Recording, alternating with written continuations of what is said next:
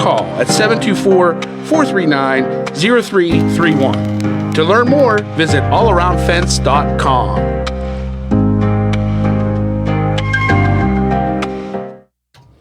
And it's 3:15 on this Monday afternoon, time for Raising the Region with Fay Penn Economic Development Council. And Lori Scott is here. Lori, how are you? I'm good, TJ. How are you? Doing well. And you have a couple special guests with you today. I do. And thank you all for tuning in to Raising the Region. It's a bi-weekly show. We're on the radio here every second and fourth Monday of the month. And, we always just like to talk about things that are helping to raise our region and to show what a great place Fayette County is. So on today's show, I have a couple of special guests. I have Andrew French, who is the Executive Director of the Redevelopment Authority of Fayette County. And along with him is Brenda Gerard, who is also with the Redevelopment Authority. She's their Economic Development Specialist, correct? Well, close.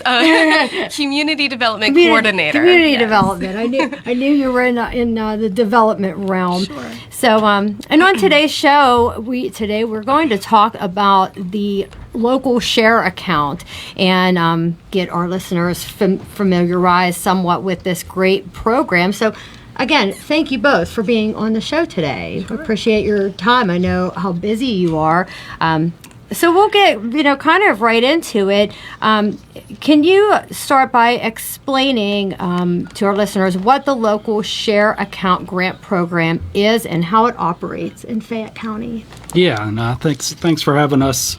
Lori, we're going to kind of tag team. Brenda will kind of jump in as we move along, just so that we make sure we cover all aspects of the local share account program, or as we call it, the LSA program. Right.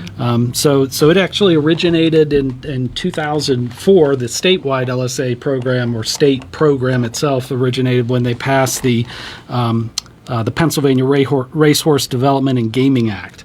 Of course, we didn't have a casino in Fayette County in 2004. That came later with the opening of it was known then as the Isle of Capri in 2013. Now we know it as the casino at Nemacolin. So it's had different advancements and different developments. But essentially, the act that established the LSA program allows 4% of the proceeds collected, the total gaming proceeds collected, to remain locally. 2% are kept with the host municipality, which in this case is Wharton Township, and 2% are provided to the county to assist with a more county-wide initiative. And those funds can be used for a wide general. We'll get into some of the specifics, but it's pretty flexible in terms of how those funds can be distributed. Fayette County the commissioners actually set up the local LSA program in 2015, so it was approximately 2 years after the casino opened and the revenues started to be generated. And at that time, they entered into a cooperation agreement with the Redevelopment Authority to actually be the administrator of the program, the local program. So as the administrator, again, and we're the applicant as well, we prepare the application each year to go to DCD, but we work very closely with the Fayette County commissioners. So they're actively involved in reviewing all of the projects that are selected for funding each year. Wonderful. And so I guess we can get in a little bit to the grant application itself. What types of organizations are eligible to apply for LSA grants?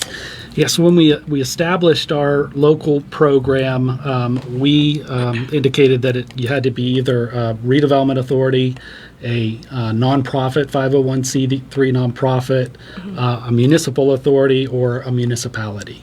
So those were kind of the main criteria to be eligible to apply for the funds. Okay, and so I know the application period is open right now. What is that timeline for the LSA program each year? Yeah, typically we open the program up starting in June of each year. This year the applications are due by July 25th, which is a Friday, by 4:30 p.m. Oh no, or 4 o'clock. 4 p.m. Yeah, at 4 o'clock. Yes. So we like to have them in there. I will say, I'll clarify too. We mentioned the sponsors for the applications. You have to be affiliated with one of those sponsors. So you either have to be one of those entities or you have to partner with one of those entities to submit an application. So if you're a community group, but you're not necessarily a 501c3, you could partner with your local municipality or another nonprofit or the redevelopment authority.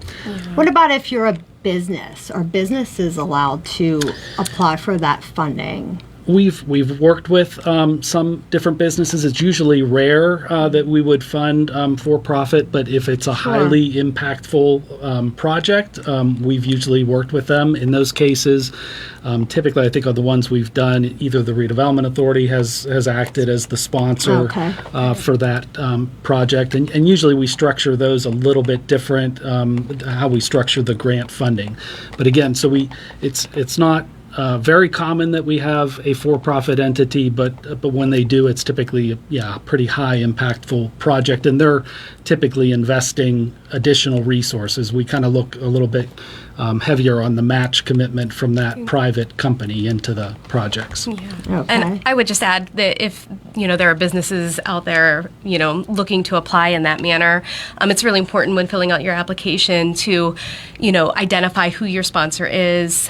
So on your application, when it's saying requesting entity, you can say on behalf of the municipality or the nonprofit that's sponsoring you. And then of course ideally there would be some sort of official action taken, a resolution or a letter from the sponsor saying, yes, I do want to sponsor this project. Right. So, yeah.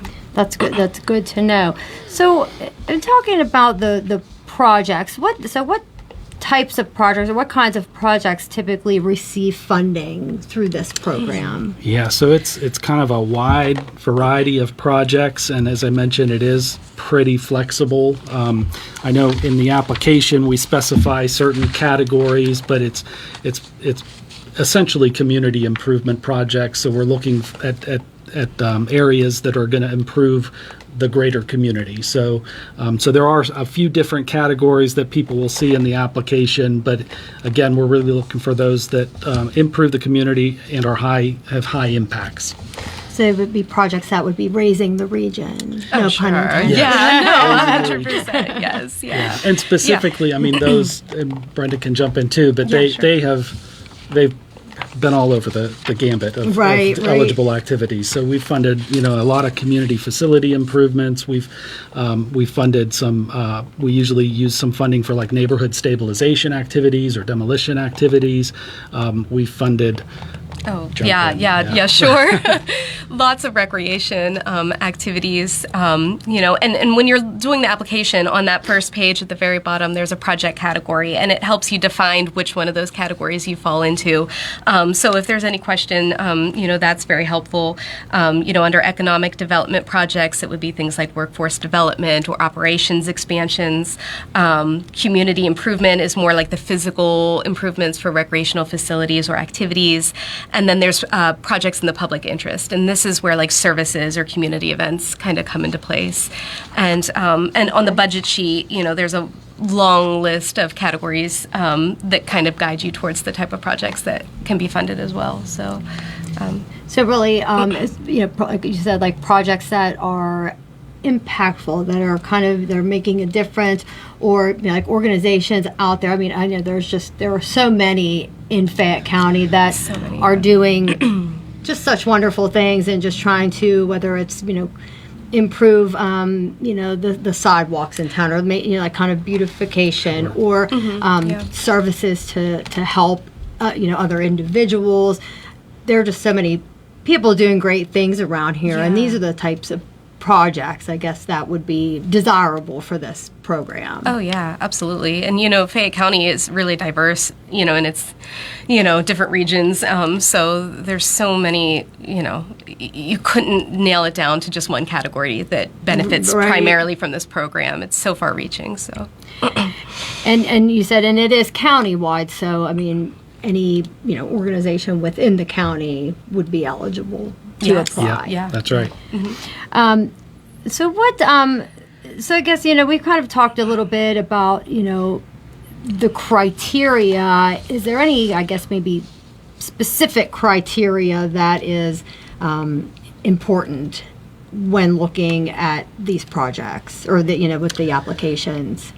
Yeah, I think it's I mean, we look at each project individually, taking into account, as Brenda indicated, some of those local needs and the organizational needs of the applicant. I think it's nice to see that there's broad support for the activity, so that there's community support. So we typically, will reach out as we're evaluating the applications to some of the municipal leaders just to find out that they're aware about the project, that there is kind of broad community support. If they've got other resources that they're pledging to undertake the activity, it's nice to see that those resources are secured or available. Okay. Sometimes that's not the case because we deal with like a lot of smaller nonprofit organizations that really don't have a lot of resources. But if they do, we want to make sure that they can do what they're indicating they're proposing to do in the application. So we want to make sure that we're not setting them up to fail, that by not giving them enough money or that they don't have those other resources secured. Yeah, because that's something important to note as well. I mean, when you're making your application, you can put down the amount that you're requesting, but when the selections are being made, they may say, okay, well, you're asking for 50, but we have 20 that we can offer for this project. So that's when match is important, so we can look and say, like, is this project even feasible if we don't give a full award to the amount requested? Yeah. And that's a good kind of segue into, to ask about match. With a lot of grant funding that is out there, they do require, some type of match. So does this program also require a match? It does not require a match. Okay. It's favorable if you do have a match, if it's needed. But again, we recognize that there's a lot of smaller nonprofits that may not have those resources. The other nice thing about our funding is it can be used as a match. So we see that a lot as well. So they'll try to secure this, and then they'll pair it up with either statewide LSA or money through Department of Conservation and Natural Resources or some other available sources that are out there. Yeah. Sorry. No, go ahead. I was just going to say two other things important to note is in the application we do kind of specify that, for like big water or sewer projects, we really do prefer that the LSA is used as the gap or the match financing, not as the primary source of funding. And important to note that it is a grant, but it is a reimbursement program. So it's important that applicants are aware that they need to be able to have the funding lined up to complete the project prior to requesting their reimbursement. Okay, that is important. This is such great information that you guys are are providing today, because it's such a good program that is available to the organizations here in the county, and with. In talking about the match and kind of going back a little bit, you said it's good to note if you do have matching funds in the application, because then you would know if there was less money than they've requested, that they would maybe still be able to do that project. Yeah, absolutely. And this is all information that's all put together for the review committee. So it is important to just be very clear in your application, kind of what you have and what your project is, just to define it very clearly. Sure. Now, can you share a few examples of successful projects that have been funded by this program? Yeah, we can do that. I will say too, just a couple of points before we do that is this kind of the scope of the projects that we fund is limited by the funding that we have available. So I don't know that I mentioned that each year the LSA we receive approximately between $600,550 to $600,000 in funding. So that pales in comparison to the demand that's out there. So I think last year we had over $2 million in requests from, 62 applications. They were able to fund about 25. That's a high number, though. Yeah. I mean, that's great to be able to fund that many projects. The year before, and the reason why it was $2 million was we instituted a new policy change where we restricted the amount that people could apply for up to $50,000. Right. Yeah. The year prior, we didn't have those restrictions, and I think so. For 2023, we were up to getting 108 applications requesting over $10.2 million. Wow. So those are big numbers. So while it's disappointing that we're not able to, help everybody out, we encourage people to keep applying, right? Keep reapplying, right. To keep their projects on the radar screen. What it does demonstrate too is the tremendous need that exists out there through all of these programs that we administer. The other important component too is we try to partner up other resources that we're aware if we can partner those up with a particular activity. So for this year's application, it's not when we released it in June, we released it for the LSA program, but we also partnered it up with the county's Community Development Block Grant Program. And that funds typically more like infrastructure projects throughout the county. But if we find, and we've done recreation, we've done demolition, we've done a lot of different projects through CDBG as well. So if we see a particular activity that they applied for LSA, but we don't necessarily have all the resources in the LSA program, we might shift it over to some other source. We also partner with a number of different. We partner with the county, obviously, and so they have other resources available, and then the Fayette County Chamber of Commerce and the Laurel Highlands Visitors Bureau. So those are some of the other sources that if we can match them up, we try to do that. So we've had a lot of success through the program. So generally, I'll say this was, I think at the beginning of this year, we had fully spent we had $6.7 million in funding invested through the LSA since that 2015 launch date. So over the last 10 years, we've been able to invest about $6 million. And what do I have? Oh, we leveraged about $11 million in other matching private and public resources to support 192 projects throughout the county. So I've said it often that I don't think there's a community that hasn't been touched in some way or some facet with the LSA funding. I think that's true. So it might not have been a direct grant, but some of the other initiatives that we fund through like our neighborhood stabilization program, where we'll go in and either stabilize property or demolish a blighted structure. I think we've definitely reached out to a lot of different communities. I think and again, there's so many projects that are out there that we've supported over the years, and Brenda may have some specifics she wants to mention. I'll mention the one that is receiving funding this year was through the, the Chestnut, it was the Chestnut Ridge Trout Unlimited chapter. Yeah. So small nonprofit, but they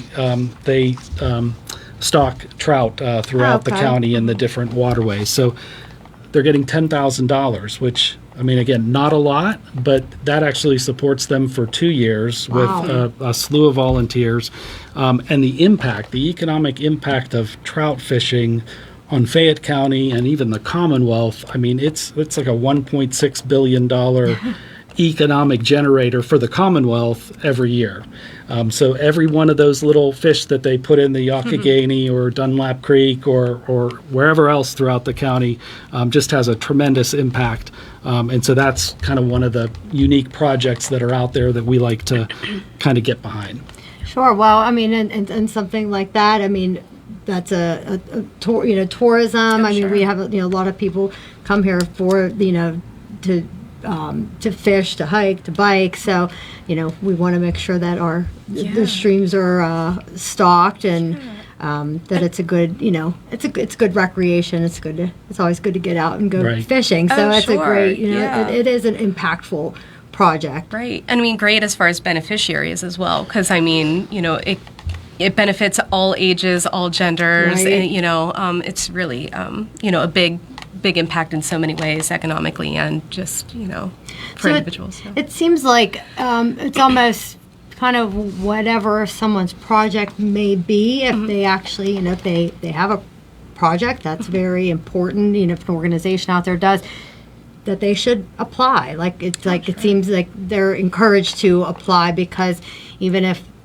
it doesn't fit this program, like you said, there may be other areas or other resources that could help them in some way. Right, and that's why, like Andrew was saying, it's so important to keep reapplying if you're not funded in the first year, because it's getting your name out there to the community, to the funders, and just recognition is great. So,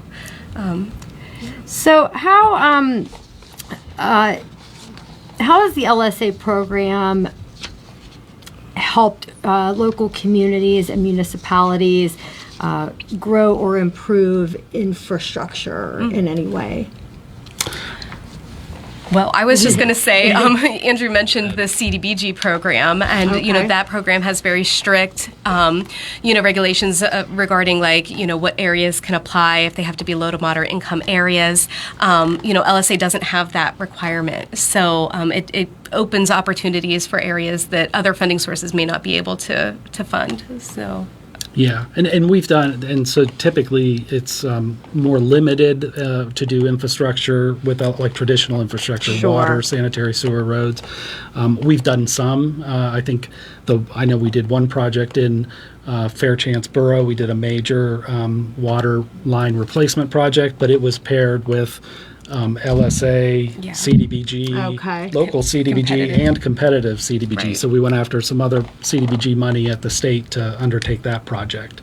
Oh, that's wonderful. Yeah. And it's wonderful that you have these, resources, and a lot of, I know a lot of times projects are, they do use various funding sources. So, if you get a little bit of money here, a little bit of money there, it can end up being a large, you can actually get large projects done that way. Yep. Yeah, it's a great benefit.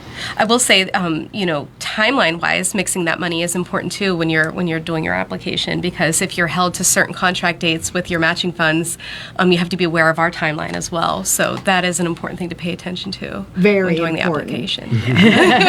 Yeah, because for us with our local LSA, you cannot begin your project until we've entered into a subrecipient agreement and signed our contract with the state, which is always the next spring. Right, so you're applying now for a project that you cannot begin until this time, early, spring next year. So that's really important to note. Yeah. Now, is all of this information available out there, on the internet somewhere, I'm guessing? Yeah. It is. It's on our website, which is in the process of being revamped. So someday we'll have a launch. But I think it's on our existing website on the front page, left side. There'll be a link to the full application package. We encourage people, if they've got question, to call. We're pretty available with Brenda and Ava in my office.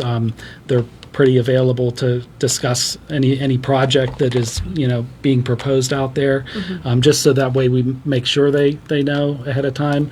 It's also important to note that we're there. So we're a full service agency, right? So we take it from the planning phase to the application, to getting that application funded through DCD, and then once it's funded, we get the contract with DCD and then assist with implementation. So some groups are a little more savvy, and they can undertake their project and get us all the documentation that we need. Others, they need a little bit of help, and we're here to help with that. So we do have pretty strict rules and requirements we have to follow through the Department of Community and Economic Development to meet the terms of our contracts. But we also want to be as nimble and flexible as we can locally to support these, because that's our end goal. Is if your project's been selected for funding, we want that project to be successful. Right. So however that Definitely. takes, Yeah, you know, yeah. and so we're there. We're here to help. Some of the hiccups that usually happen are like with procurement. Just because this is state funding, we have to follow certain procurement guidelines. Fortunately, a number of the projects are below the bidding threshold because they're smaller projects. okay. But if it has to, you know, have a public bidding process, we'll help with that. State prevailing wage rates, if the project's over 25,000 in funding, and it's not just materials. If you're actually implementing a project construction, we've got to be aware of the state prevailing wage rates through the labor and industry. But again, it seems like a lot of rules to folks who don't deal with this every day or deal with this type of grant funding. But we're here as the redevelopment authority to kind of help and make sure everything goes smoothly. Well, you are, the authority is such a valuable entity here in the county. I mean, you do you do so much work, but again, being able to, actually help people whenever they call, they can talk to somebody on the phone or send an email. I know the grant process can be scary for a lot of, especially, some of the smaller, maybe organizations or, nonprofits that are out there and some of the smaller municipalities, but it doesn't have to be such a scary process, because you are there to help people get through it, and to make sure that they're, all the guidelines are being followed, and it's really not really not so bad, but you just want to make sure that everyone's doing the right thing. So yeah, we try to make the application really not intimidating. It's a simple PDF. It's fillable. It's a lot of short question, short answers. So, that's, my big advice, especially to someone who maybe feels intimidated by grant writing in general, is this is not one to be intimidated by. Just do your very best. Any questions at all, you can call, we can talk you through it. And, really just be concise. You don't need to attach long narratives or tons of statistics. We just want to know what your project is and how it's going to benefit your community. So, right. Now, is there any, rules or regulations? Do you like to see groups partner together? Is that something that would be looked at if, say two organizations wanted to partner for a specific project? Is that something that maybe strengthens the application, or is it just kind of looked at as its own project? Yeah, I think to the extent that they can build partnerships or collaborations with different entities, we like to see that. We like to see that they're working with their local municipal officials, that they're involved in some capacity. Right. But yeah, we've seen a lot of those partnerships. I mean, I think that's encouraged. Yeah.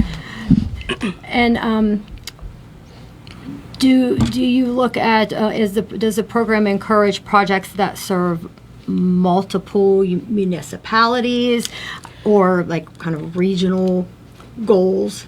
Yep. Yeah, we've funded some regional initiatives. We also, we're very conscious during the application selection process of where the funds have gone and how it's distributed throughout the county. That's our goal. I think the commissioner's goal when they're looking at all these applications is to make sure that the funding touches every corner of Fayette County, that it doesn't, it's not just concentrated in certain municipalities, but it is kind of generated throughout all 42 municipalities that are in the county. Sure, wonderful. We're running out of time here. It always time always flies.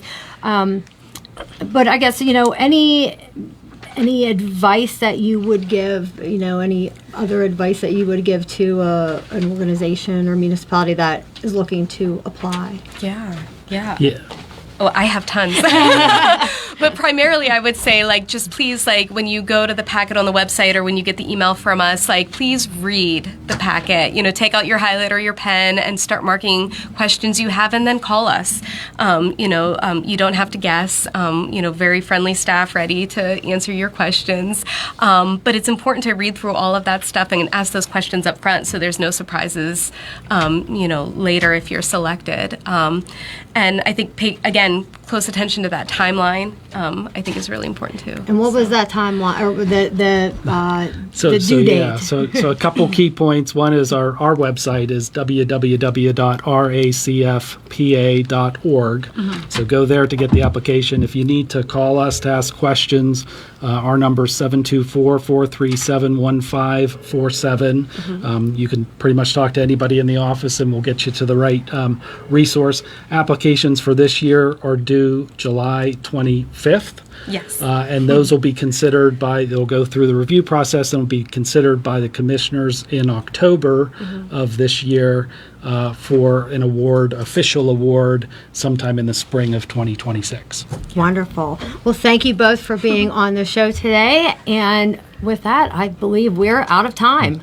And we will see you guys again in 2 weeks. Before I forgot to. And that was Raising the Region with Fay Penn Economic Development Council for this Monday here on WMBS. The views and opinions presented by the host, guests, or callers on